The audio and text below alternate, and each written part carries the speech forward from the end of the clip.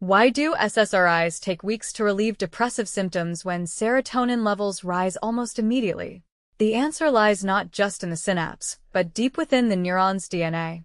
Let's walk through the downstream cascade of SSRI effects and the neurobiological pathways to an antidepressant response.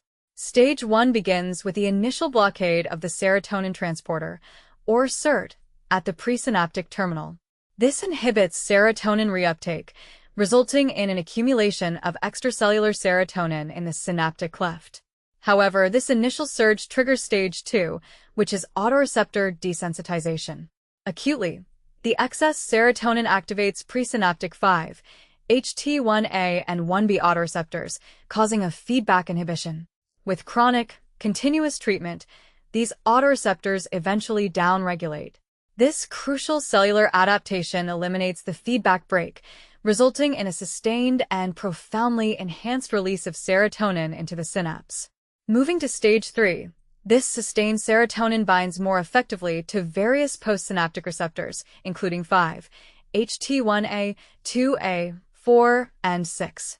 This enhanced binding activates adenylyl cyclase, significantly increasing intracellular levels of cyclic AMP.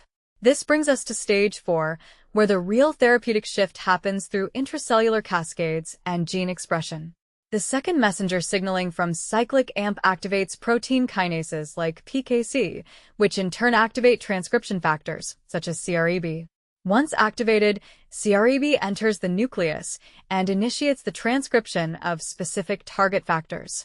Finally, in stage 5, this altered gene expression drives long-term neuroplasticity and cellular adaptations.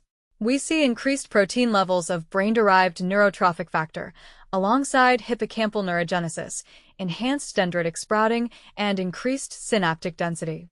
It is this fundamental improvement in neural connectivity and function that transitions a depressed state into a full therapeutic antidepressant effect. If you found this step-by-step breakdown helpful for your clinical training, be sure to like this video and subscribe to iProfessor Neuron for more high-yield medical education and systems neuroscience content.